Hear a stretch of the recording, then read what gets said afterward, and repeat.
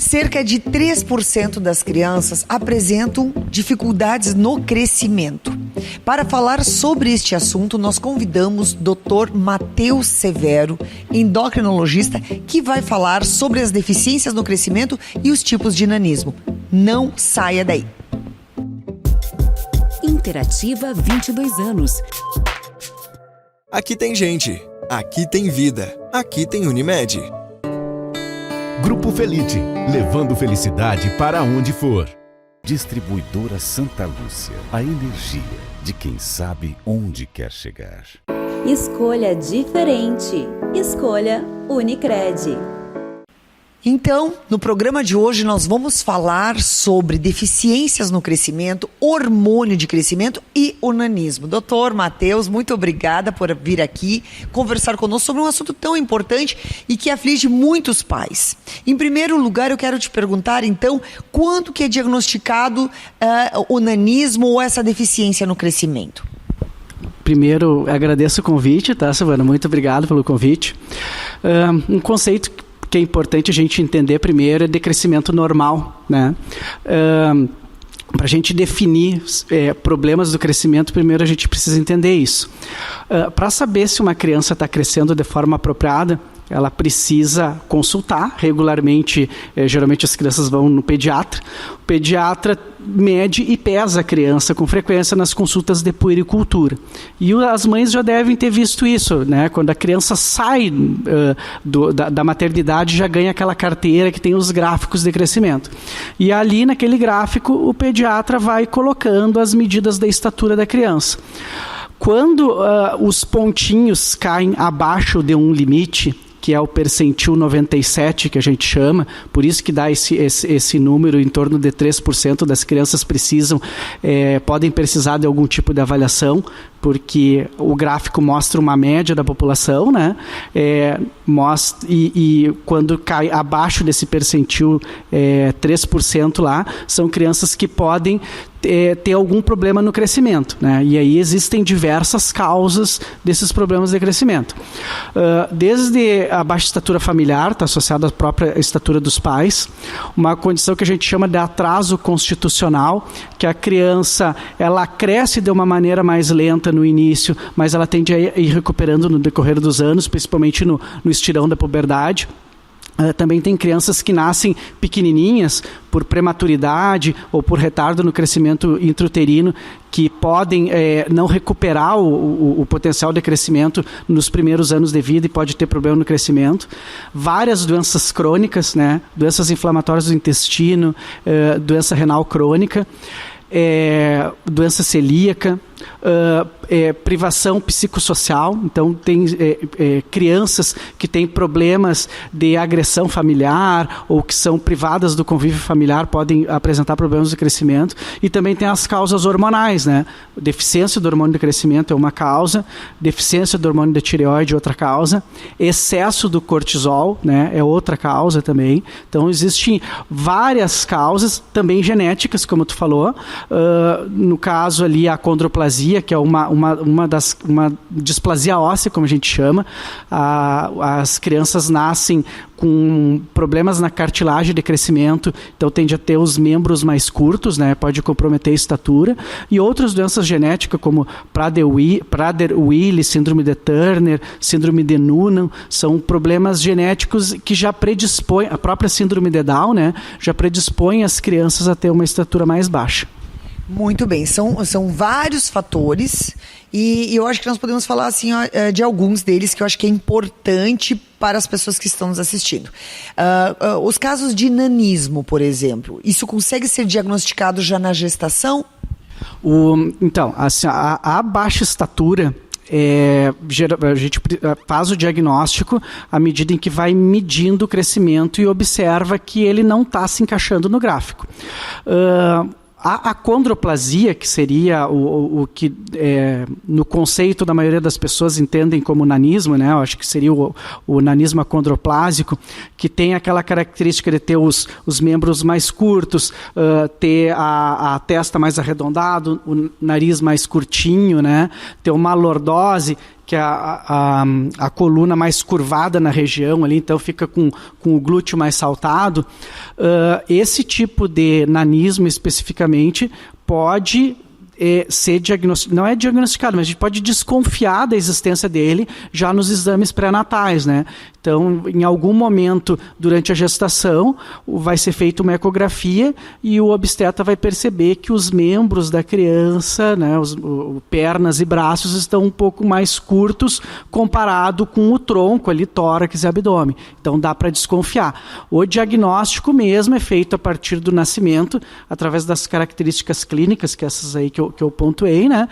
E também existem testes genéticos, já que é uma condição autossômica dominante, né? Então, às vezes, até por essa característica, existe um pai com o problema já, que acaba facilitando o diagnóstico também, né? Tá, e digamos, diagnosticado o nanismo, a mãe tem condições de tratar, reverter, melhorar a condição dessa criança ou não? Na baixa estatura, né, baixa estatura como um todo, que todas aquelas coisas que a gente comentou, a maioria dos problemas tem algum tipo de tratamento, tá? Por exemplo, uma criança que tenha alguma condição de déficit nutricional, tu alimentando melhor, ela vai crescer mais. Uma criança que tenha um diagnóstico de hormônio do crescimento, tu repondo o hormônio do crescimento, a criança vai crescer mais.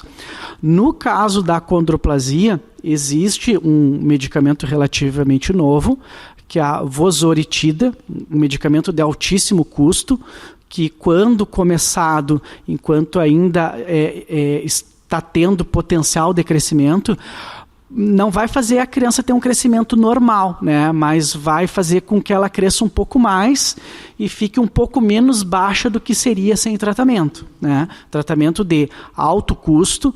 A última vez que eu vi ele em torno de R$70 mil a ampola, né? Então um tratamento próximo a R$1 milhão, assim, um custo bem alto para a maioria das pessoas no nosso país.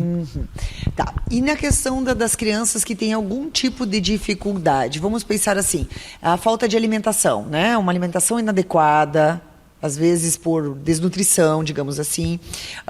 Até que idade ela pode fazer algum tratamento para recuperar isso? Tipo, ela não comia, ela era desnutrida até os 10 anos. Ela consegue reverter isso ainda ou não? A reversão é um conceito meio complicado, né? Porque às vezes a gente acaba pegando casos tão graves e tu começa o tratamento muito tarde, às vezes tu consegue fazer com que a criança cresça um pouco mais, mas é difícil de dizer se ela cresceria tudo o que ela poderia do ponto de vista genético, né? Mas que o tratamento tem efeito, tem, né? Por exemplo, no caso da criança com problema de desnutrição, nesses casos a gente detecta que além da estatura estar baixa, o peso da criança vai estar baixo e proporcionalmente o peso vai estar bem mais baixo do que a estatura. No momento em que a gente começa a cuidar melhor da alimentação dessa criança, né, e às vezes a criança assim, até tenta se alimentar, né, mas por algum problema intestinal não absorve direito os nutrientes, no momento que a gente consegue fornecer o aporte calórico adequado, primeiro ela vai começar a recuperar o peso e depois o crescimento tende a ir se reestabelecendo, né? Mas como eu disse, é difícil de dizer se vai ter uma reversão completa do quadro, né? Por isso que a gente sempre orienta pais e mães ao primeiro sinal de desconfiança de que o filho possa estar baixinho. Geralmente a gente percebe isso comparando com os pares, né? Então a criança está num colégio, está na escolinha, é o mais baixinho, leva no pediatra, leva no endócrino para avaliar, porque quanto antes a gente começa o tratamento, né, melhor tende a ser o resultado na estatura final, lá quando o crescimento cessa, que é por volta dos 16 anos para a menina, 18 anos para os meninos. Porque sempre diz, tem aquele estirão do crescimento. Existe o estirão do crescimento? Sim, o estirão do crescimento existe, ocorre durante a puberdade. nessa fase do estirão, as crianças tendem a crescer 9 até 18 centímetros por ano, então um estirão que é bem importante. Mas se tu sai de um basal baixo, mesmo tendo estirão, acaba não sendo suficiente, né? Uma situação em que é interessante também, que às vezes se relaciona com baixa estatura, é a puberdade precoce. Quando a puberdade começa antes, tu tem um estirão antes da hora, só que esse estirão antes da hora acaba fechando a cartilagem de crescimento antes da hora, a criança cresce mais no início, mas depois para de crescer antes, acaba ficando com uma estatura menor, né? E no caso de estresse, que eu achei interessante isso, a criança que sofre abandono afetivo, ela pode afetar o crescimento? Sim. Então, parece que a privação social, o estresse, violência, tem alguns efeitos hipotalâmicos ali que interferem na secreção do hormônio do crescimento. Isso aí pode comprometer a estatura. Isso aí você percebeu durante os períodos de guerra, Primeira Guerra Mundial, Segunda Guerra Mundial, que as crianças perdiam as suas famílias, acabavam, além da privação de alimento, né, acabavam ficando privada de contato afetivo, às vezes em orfanatos, e se percebia que essas crianças cresciam menos. E da mesma forma que às vezes a criança num ambiente ruim cresce pouco, tu tirando ela do ambiente ruim, ela passa a crescer normalmente, né? Porque todo esse contexto do estresse que acaba tendo efeito no hipotálamo, hipófise, eixos hormonais, né? A criança acaba recuperando o crescimento ali. E em qual idade é recomendado, no caso, a fazer um hormônio de crescimento? Então, aí é um tipo específico de baixa estatura, né? Alguns casos de baixa estatura, que a criança está muito baixa, a gente faz uma avaliação, aí através dos testes hormonais detecta a deficiência do hormônio do crescimento. Nesses casos, no momento em que a gente detectou a deficiência do hormônio do crescimento, já está indicado começar o tratamento, né? Quanto antes a gente começa o tratamento, melhor o resultado. O hormônio do crescimento não está só aprovado o uso para quem tem deficiência do hormônio de crescimento. Existem situações em que não existe deficiência, mas que o hormônio do crescimento funciona também. Por exemplo, criança com insuficiência renal crônica, criança com caquexia pelo HIV, por exemplo, que pode acontecer, crianças com síndrome de Turner, síndrome de Prader-Willi, que são baixas estaturas genéticas, crianças que não conseguiram recuperar o crescimento por retardo do crescimento intrauterino, e quando a gente não identifica causa nenhuma de baixa estatura, que é a baixa estatura idiopática. Tá? Só que os protocolos assistenciais do Sistema Único de Saúde, eles liberam de forma gratuita para a população quando a gente confirma a deficiência do hormônio do crescimento. Nessas outras situações, é possível usar, tendo baixa estatura, né, no momento em que a gente detecta, fecha o diagnóstico, mas provavelmente os pais vão ter dificuldade em acesso à medicação, às vezes precisa até judicializar, né, o governo... Pelo custo. Exatamente. Pelo custo, né? Exatamente. O hormônio do crescimento tem um custo alto, né, as apresentações mais em conta, os frascos com 3 unidades que dá para uma criança de 30 quilos usar um dia, né, custa em torno de R$200. Aí tu vê uma criança que faz o diagnóstico de um problema com 4, 5 anos e tu vai usar até por volta dos 16, 18, o alto custo que tem um tratamento desses para ser bancado do bolso dos próprios pais, né, por mais recursos que tenham, né? Então por isso que a gente sempre tenta fechar o diagnóstico e encaixar nos protocolos assistenciais do SUS.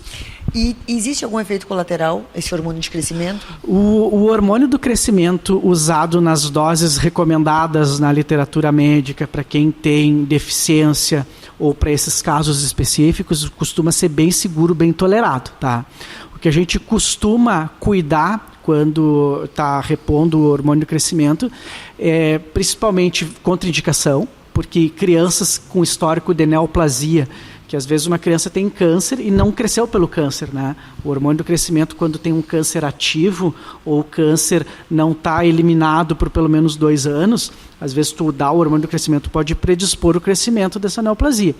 Outro efeito adverso que pode acontecer é alterações da glicemia, né? O hormônio do crescimento mexe no metabolismo da glicose, então em algumas crianças pode subir os níveis glicêmicos. Dificilmente a ponto de desencadear um diabetes, mas às vezes altera um pouquinho. E outra coisa que a gente procura tomar cuidado é com crianças que tenham dor de cabeça ou problemas visuais com o uso do hormônio do crescimento. Porque um grupo pequeno pode ter hipertensão intracraniana, né? que a pressão dentro do crânio aumenta pelo uso do hormônio do crescimento, e os sintomas desse tipo de alteração é dor de cabeça e alterações visuais. Então a gente tem que tomar cuidado. São bem pouco frequentes esses casos, mas como é um efeito adverso potencialmente grave, né? A gente tem que ficar de olho. E quando é que o paciente chega no consultório do endocrinologista? Porque, na realidade, essa criança vai ficar com o pediatra até o quê? 12 anos? 14 anos? Quando é que esse paciente chega no teu consultório para dizer, não, agora é uma questão de um médico endocrinologista para analisar esse caso? Muitas vezes os próprios pais levam, né? Os pais percebem e acabam encaminhando. Os colegas pediatras que fazem avaliação de puericultura e têm os gráficos das crianças quando eles detectam ali que a criança não está crescendo de forma apropriada, velocidade de crescimento não está boa, dentro das curvas dos gráficos está mudando de um canal para o outro, né? Está muito baixa, está com problema de ganhar peso, os próprios pediatras acabam encaminhando também. E uma coisa até a gente estava comentando antes, né, que a gente percebe na prática diária, e inclusive está descrito na literatura isso, os meninos, né, os pais tendem a levar mais os meninos do que as meninas, embora os dois tenham um problema na mesma magnitude. Isso é o efeito social, vamos dizer assim, da estatura, né, em que ela é mais desejada para o sexo masculino do que para o sexo feminino, e às vezes as meninas acabam ficando para trás, assim, a menina está baixinha, os pais deixam de levar, não, é baixinha, né, pequenininha, miudinha, tem que levar os dois da mesma forma.